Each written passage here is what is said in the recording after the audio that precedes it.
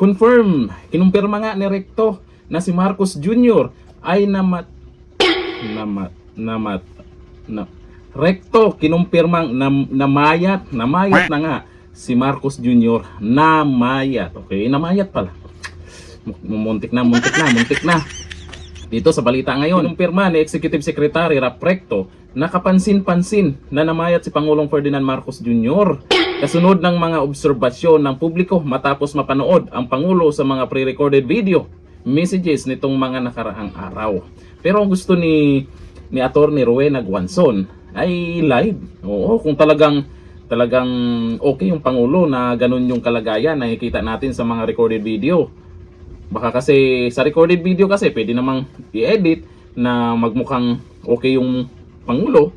Pero ang gusto ni Atty. Rowena Guanzon ipakita ng Malacanang live ang Pangulo kasi sa mga aktibidad po ay absent ang Pangulo. Ayon kay Recto, hindi nakapagtataka ang pagbagsak ng timbang ng Pangulo. Oo, namayat nga dahil sa mahigpit na diet na ipinayo ng kanyang mga doktor habang siya ay nagpapagaling mula sa diverticulitis.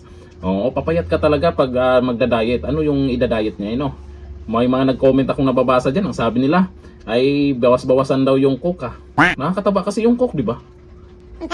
Sa kabila ng pamamayat, iginiit ng palasyo na maayos ang kalagayan ni Marcos Jr. Maayos daw talaga. Yung mga nag-iisip diyan na kung ano-ano man, maayos daw ang Pangulo. Pero bakit naman sila yung nagsasalita? Baka naman pwedeng doktor niya mismo. Hindi raw life-threatening ang kanyang sakit at patuloy pa rin umanong gumaganap ng tungkulin bilang Pangulo ng bansa. Bagamat may ilang aktibidad, nahihintuan muna alinsunod sa payo ng mga doktor. Yun nga, ilang araw na dapat nandun yung Pangulo. Pero ang nakikita natin, si Recto.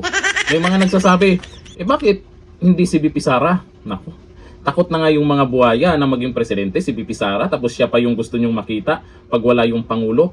Okay lang yan kung ganyan yung ginagawa nila.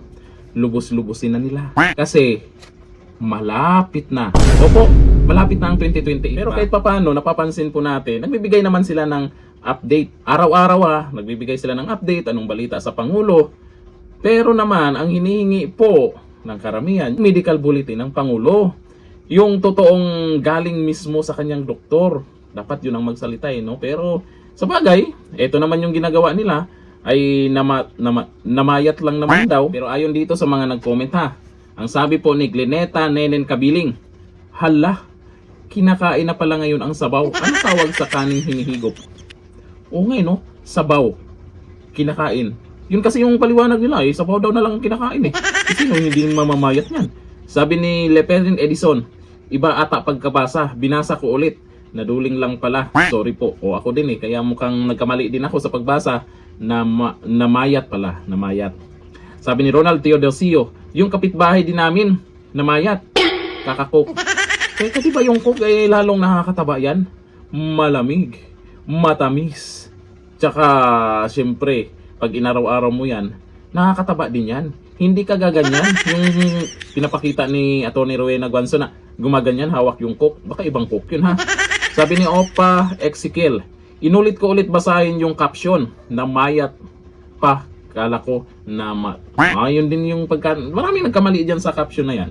Pero yung ano naman, namayat namayat naman. At least malinaw. Pero di natin masisi yung iba kung ano po yung mga kino-comment nila tungkol sa ating Pangulo. Siguro hindi na nila nagustuhan yung pamamalakad ng gobyerno at may mga dahilan yang mga yan. Kaya nakapag-comment sila ng hindi maganda sa Pangulo. Ikaw, anong masasabi mo sa kalagayan ng ating Pangulo na namayat na daw Comment tayo dyan. Hanggang dito lang, thank you. Bye-bye.